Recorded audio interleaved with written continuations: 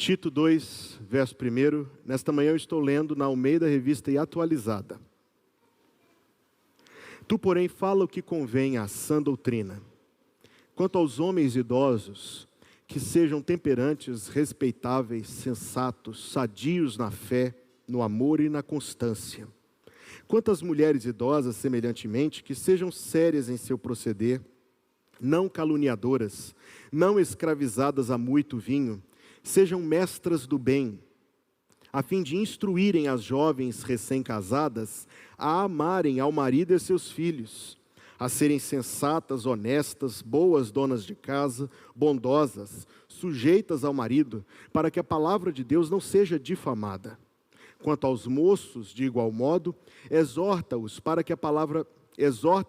que em todas as coisas sejam criteriosos. Torna-te pessoalmente padrão de boas obras. No ensino mostra integridade, reverência, linguagem sadia e irrepreensível, para que o adversário seja envergonhado, não tendo indignidade nenhuma que dizer a nosso respeito.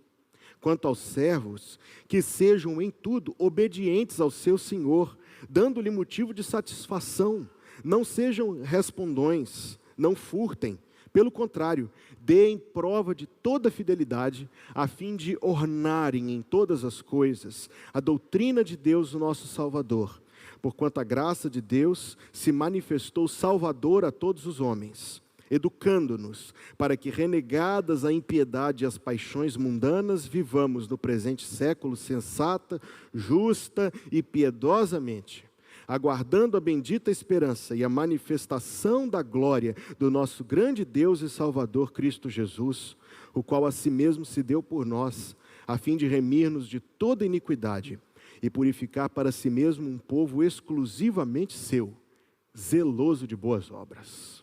E nós dizemos, amém. Você pode se sentar.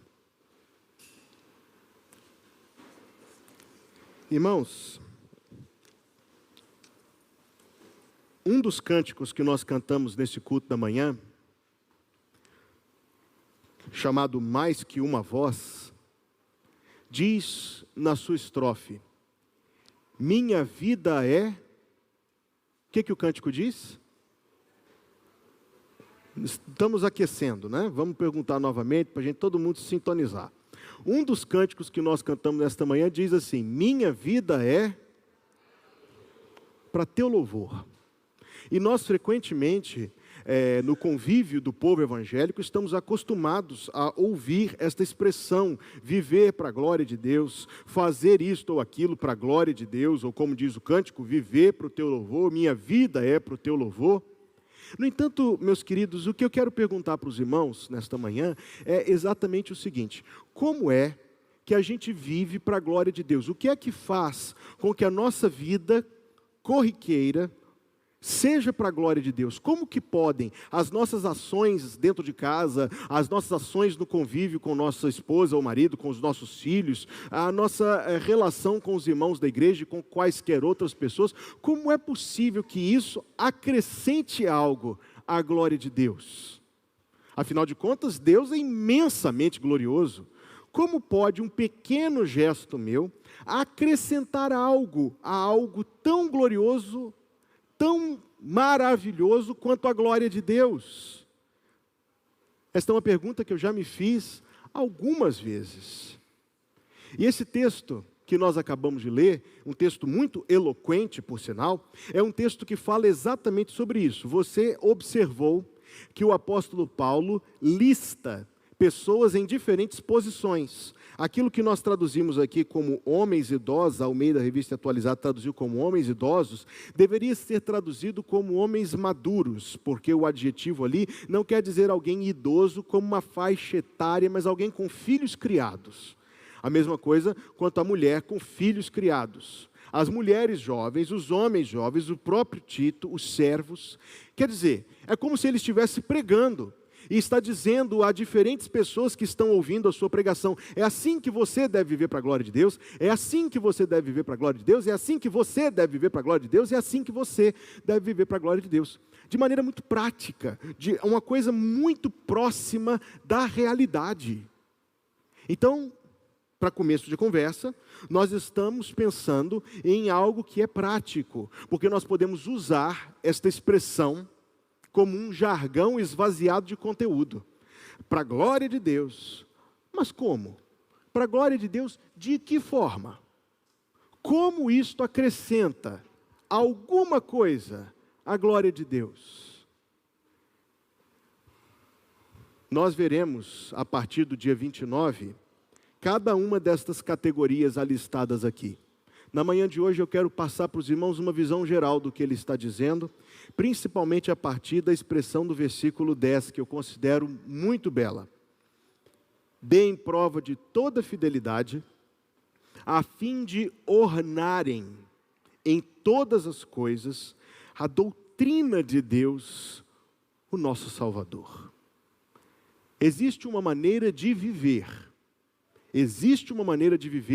que faz com que a nossa vida acrescente à beleza do Evangelho. É isso que ele está dizendo aqui. A fim de ornarem a doutrina de Deus. Existe uma maneira de viver, de um cristão viver, que acrescenta à beleza do Evangelho, tornando-o ainda mais belo, que acrescenta à glória de Deus, fazendo Deus ainda mais glorificado. Então, para começo de conversa, nós estamos pensando na confissão de fé. Observe a forma como ele se expressa em alguns versículos desse texto. Ele quer que os homens maduros, ele quer no versículo 1 que Tito fale o que convém, note esta expressão, a sã doutrina. No versículo 2, ele quer que os homens maduros sejam sadios na fé. No versículo número 8, ele quer que Tito empregue, servindo de exemplo para todos, linguagem sadia. Consequentemente, o que ele está dizendo, quando ele fala de sã doutrina, é que existe ensinamento saudável e existe ensinamento doentio. E eu não quero retomar o que falei aqui domingo passado, mas existe uma conexão entre as duas coisas. Então, primeira coisa que um cristão verdadeiro é alguém que confessa, cujo coração está cheio das convicções certas. E apesar de o mundo no qual nós vivemos e desse tempo dizer que não existe isso, na Bíblia Sagrada existe sim. Existe crença certa e crença errada. E só existe, na verdade, uma que é a verdadeira, uma que é a sadia. Qualquer variação dela é falsidade, é doentia, é execrável, é aquilo que vai levar a alma de alguém para a condenação eterna. Um cristão não é alguém que usa uma cruz na lapela, nem é alguém que coloca um peixinho no seu carro. Um cristão é, primeiro de tudo, alguém que confessa a fé cristã. A palavra que eu quero usar aqui para traduzir isto é a palavra ortodoxia. Se essa palavra é nova para você, ela será muito útil, no entanto. A palavra ortodoxia significa crença correta. É aquele que acredita naquilo que é verdadeiro, que acredita naquilo que deve crer. E do que é que eu estou falando na prática? Eu estou falando de confessar que o único e verdadeiro Deus é o Deus eterno e santo, todo-poderoso, Pai, Filho e Espírito Santo. Está fora disso? Está fora da verdade. É alguém que confessa que o ser humano é criatura de Deus, obra das suas mãos, criado à sua imagem e semelhança. Se existe aqui alguma margem para alguém pensar que houve evolução de espécies ou não, eu deixo isso para uma outra mensagem. Fundamentalmente, todo cristão é alguém que acredita que Deus é o Criador da vida. Não existe forma de você dizer que é cristão se você não confessa isto. Da mesma forma, é alguém que confessa que o ser humano, que é a criatura de Deus, se tornou uma criatura espiritualmente incapaz. Se a pessoa creia nestas coisas. Da mesma maneira, cristão é aquele que acredita que Jesus Cristo é o Deus encarnado, que nasceu por um milagre, de uma mulher virgem, que viveu sem pecado, que morreu uma morte injusta na cruz, que se fez substituição por todos os que nele creem para a vida eterna. Não crê nisso, diferente disso, eu não quero ser repetitivo, mas eu preciso ser claro na manhã de hoje. Se nega isto, não é cristão. Direi mais. É aquele que acredita que a vida neste corpo não é a totalidade da existência, mas que existe uma vida eterna, existe ressurreição de mortos, existe um porvir eterno, cujo início será o retorno visível e corpóreo de Jesus Cristo sobre as nuvens. E aqui, meus queridos, eu estou citando apenas o mínimo necessário para que alguém possa ser um cristão. Aquele que nega alguma destas coisas, qualquer uma destas coisas, não é um cristão.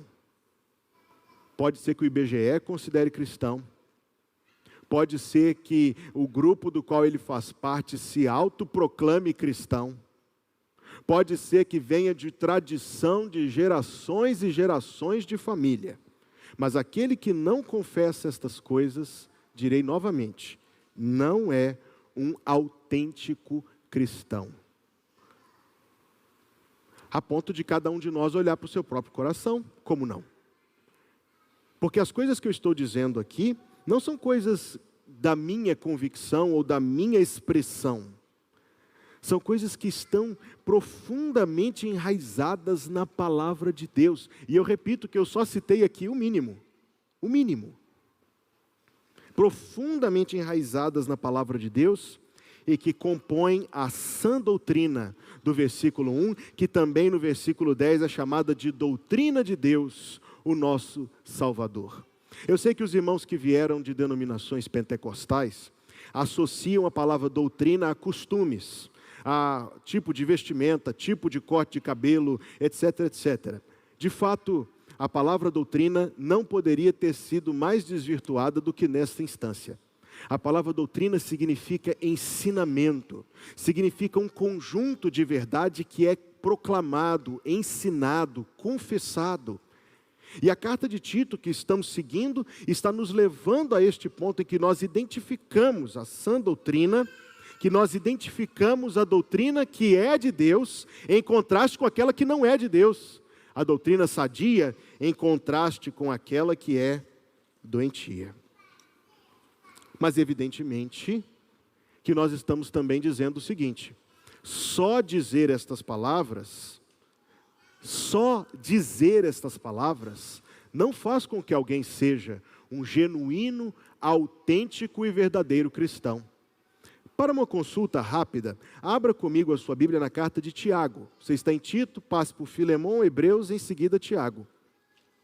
E nós vamos ler um eloquente trecho que está no capítulo 2, a partir do verso número 14.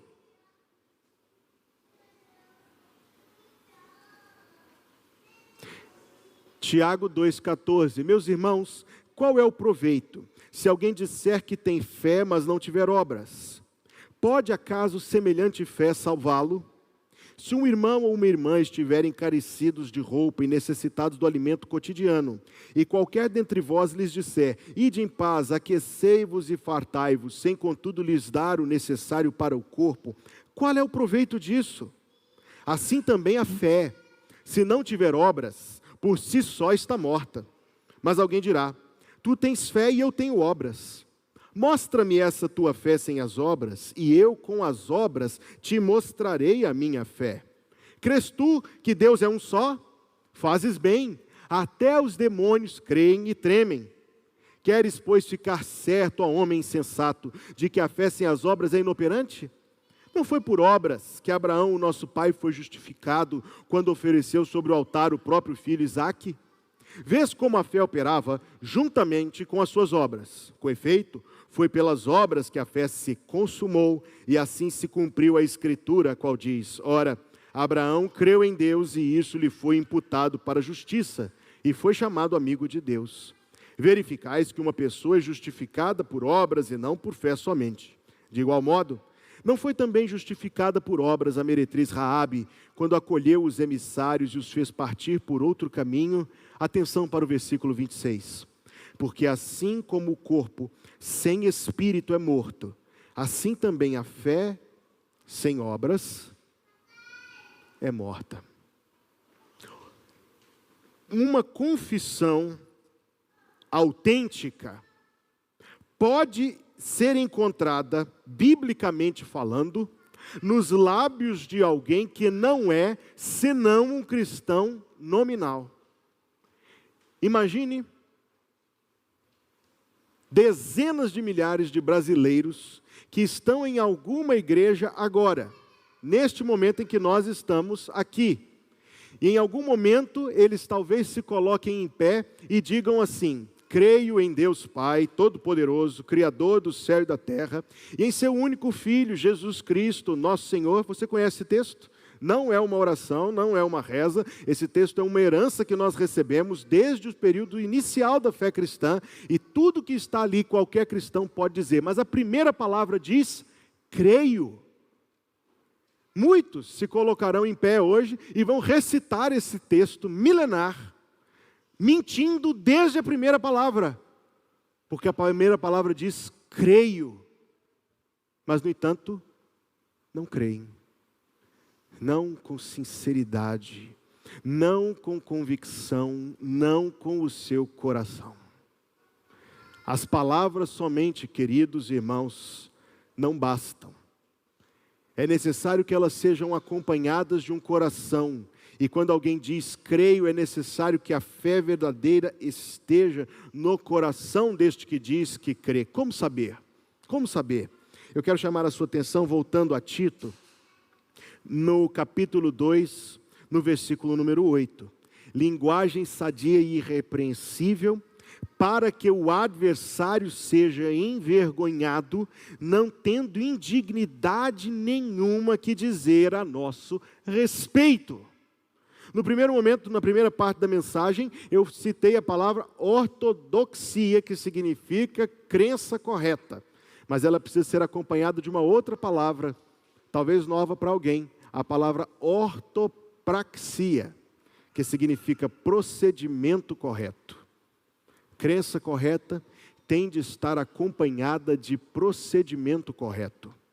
Alguém pode dizer as respostas certinhas. Alguém pode saber as respostas certas. E, no entanto, viver a sua vida de uma maneira que não glorifica a Deus. Para glorificar a Deus é preciso confessar a fé certa, sim, mas é preciso confirmar isso com a sua vida. Quando eu tinha 11 anos de idade, e no colégio, a gente é apresentado nessa época, é uma experiência traumática, a matemática um pouco mais complexa. Lembra-se disso? E eu tinha um professor de matemática que colocava a resposta da equação no enunciado da pergunta. Ele queria ver o raciocínio que a gente fazia para chegar. Olha que coisa. Vê se uma pessoa dessa tem coração. Eu, descobrindo na minha vida o que eram números, que eram letras, tive que fazer uma equação e eu não conseguia chegar na resposta de jeito nenhum. Então, uma vez que eu sou um filho de Adão e de Eva, eu fiz a conta e em determinado momento, desonestamente, mentirosamente, como um pecador que eu sou, eu mudei o número lá para que chegasse no resultado correto. E pensei, escapei dessa. Evidentemente, quando eu recebi a prova corrigida pelo professor, ele escreveu um recado ali para mim com tinta vermelha, desses recados que os professores escrevem e que a gente não esquece nunca mais. Dizendo basicamente que o que ele estava interessado não era na resposta, a resposta ele já tinha. Ele queria saber se eu sabia o caminho para chegar na resposta. Basicamente, saber que Deus é Pai, Filho e Espírito Santo que Jesus é Deus encarnado, nascido do ventre da Virgem, que Ele morreu por nós e ressuscitou por nós, que Ele voltará visível, é a resposta correta. Mas é preciso saber mais do que somente a resposta correta. É preciso saber, e isso não é um raciocínio somente, na verdade é algo construído na nossa vida, que confirma, que prova, que mostra que nós cremos, que nós temos estas convicções enraizadas no nosso coração. Basta você pensar aí em quantas celebridades que se dizem evangélicas, cuja vida não serve para a glória de Deus, cuja vida serve para a vergonha do nome de Deus. Então aquele que vive para a glória de Deus, o jeito certo de ser cristão, é primeiro de tudo a confissão das verdades corretas, acompanhado da prática da vida conforme a verdade que nós confessamos. Não devemos esperar que nenhum de nós seja perfeito, nem é razoável achar que nós vamos alcançar a perfeição. A perfeição nós só alcançaremos, irmãos, depois que nós estivermos para sempre com o Senhor. Não é perfeição, é coerência. Guarde essa palavra. A santidade de vida não é uma vida perfeita, porque isso não será alcançado. Mas progressivamente, a nossa vida será coerente com aquilo que nós confessamos. Quando o apóstolo Paulo fala, confessa a verdade da fé cristã e pratica de maneira coerente aquilo que confessa. De tal maneira que não se dirá para a vergonha do nome de Deus: olha, veja lá o Hugo, ele diz que é crente em Jesus Cristo, mas veja a forma como ele procede, veja a forma como ele vive, as palavras que ele fala, a forma como ele se comporta com a sua esposa, com as suas filhas ou em qualquer outra circunstância, situação. Não, porque tal forma de vida que não é coerente entre aquilo que nós confessamos e aquilo que nós praticamos faz com que a palavra de Deus seja difamada. Mas quando existe coerência entre a nossa confissão e o nosso procedimento, então a palavra de Deus não é difamada, mas vivemos para a glória de Deus, de tal maneira que a nossa vida orna a doutrina de Deus, isto é, acrescenta maior beleza ao Evangelho. Um autêntico cristão é aquele que tem uma confissão sadia, uma conduta sadia. Um autêntico cristão é aquele que vive para glorificar a Deus. E desde o começo da mensagem eu estou dizendo isto, mas novamente pergunto: o que é viver para a glória de Deus? Como que a nossa vida pode acrescentar a glória de Deus? Glorificar, evidentemente, significa engrandecer, honrar, exaltar, elogiar. Aquele cristão cuja confissão e cujo procedimento combinam, acrescenta a glória de Deus das seguintes formas. Primeiro, perante o mundo, perante os seus vizinhos incrédulos, perante os seus familiares não convertidos, perante os seus amigos que ainda não se arrependeram dos seus pecados e que ainda não confessaram a Jesus como seu Salvador e Senhor. Todas as vezes que você se comporta adequadamente e que você confessa a fé bíblica e age de acordo com ela, você está mostrando que Deus tem o poder de transformar a vida das pessoas. Que Deus tem o poder de transformar a vida das pessoas. E isso glorifica a Deus. Quando a sua vida é diferente da vida do incrédulo, isso glorifica a Deus. Você está ornando a doutrina de Deus. Você está embelezando, acrescentando à beleza do Evangelho. Triste vai ser se a sua vida for igual à do seu parente incrédulo, se o seu comportamento for igual ao do seu vizinho não convertido. Dá vontade até de aplicar a algumas áreas da nossa vida, mas o tempo é para a glória de Deus. Vai, espera o dia acabar. Como deve ser o dia de um salvo? Como deve ser o domingo de um convertido? Eu digo, o domingo de um convertido deve ser passado na presença do Senhor, na companhia dos santos, no serviço dos irmãos, no aprendizado da Escritura Sagrada, prestando culto a Deus. Vamos continuar. Meu tempo está terminando. Em segundo lugar, nós vivemos para a glória de Deus, porque essa vida coerente faz com que eu identifique em mim o poder de Deus agindo. Eu olho para mim mesmo, um ano atrás, e vejo que eu era diferente de como eu sou hoje, nisto, naquilo e naquilo outro. Eu vejo então que Deus me trouxe para mais perto dEle, que Deus me proporcionou graça para crescer espiritualmente. Então, quando eu me coloco de joelhos para orar, eu glorifico a Deus com a minha gratidão, por estar fazendo a sua obra em minha vida. E acrescento a minha confiança em Deus, para vencer quaisquer pecados ainda presentes na minha vida. Então essa vida santa, essa vida coerente, glorifica a Deus até no foro íntimo.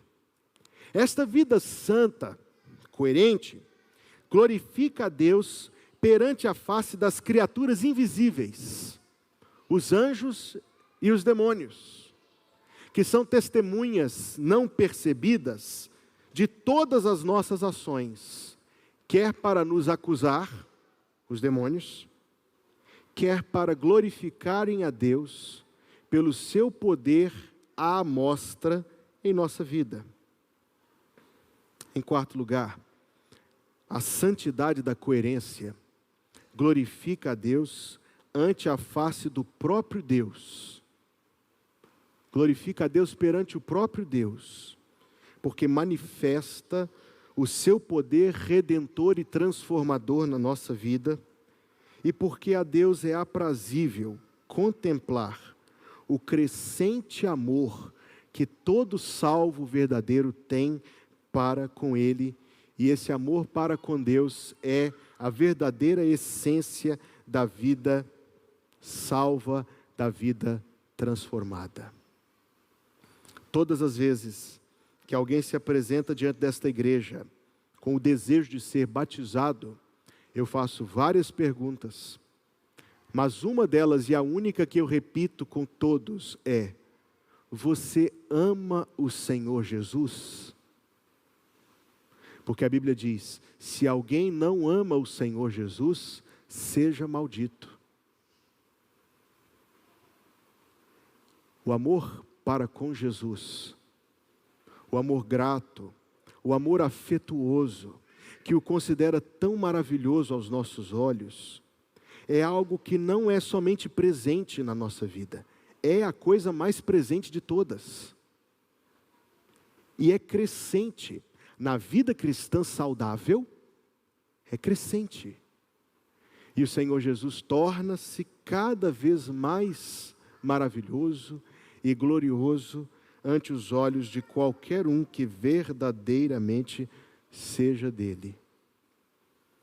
Em síntese, amados irmãos, viver para a glória de Deus é viver uma vida em que o poder de Deus é evidente, não por sinais, prodígios e maravilhas, porque o tempo destas coisas ficou para trás,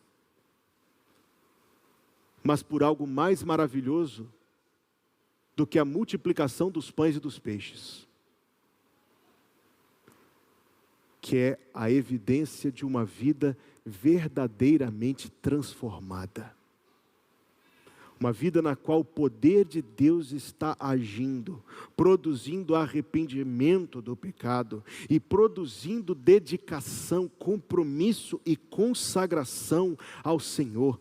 Algo tão forte, de fato, permeia todo setor ou área da vida, de tal maneira que Paulo disse: portanto, quer comais, quer bebais, ou façais qualquer outra coisa, fazei tudo para a glória de Deus. E ao mesmo tempo que ele diz, a fim de ornarem a doutrina de Deus, Tito 2,11 ele diz: por negadas a impiedade e as paixões mundanas, vivamos no presente século. De que maneira? Sensata, justa e piedosamente, aguardando a bendita esperança e a manifestação da glória do nosso grande Deus e Salvador Cristo Jesus, o qual a si mesmo se deu por nós, a fim de remir-nos de toda iniquidade, atenção, e purificar para si mesmo um povo exclusivamente seu,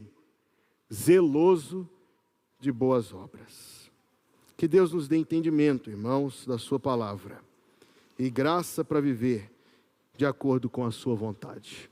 Vamos orar ao Senhor. Obrigado, Pai, por nosso tempo juntos na tua presença na manhã deste dia. Obrigado por este culto, Senhor, e por tudo que foi feito aqui diante do Senhor. Pedimos, ó Deus, a tua bênção.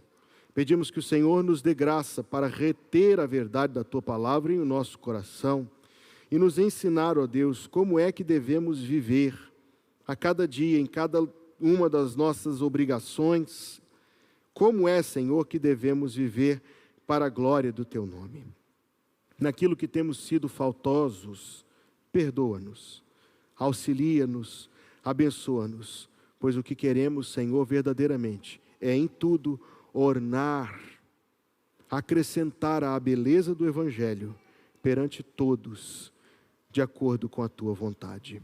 Que a graça de nosso Senhor Jesus Cristo, o amor de Deus, o nosso Pai que está nos céus, e a comunhão do Espírito Santo, seja com todos, irmãos, hoje e a cada dia, até que o Senhor venha nos buscar. Em nome de Jesus. Amém.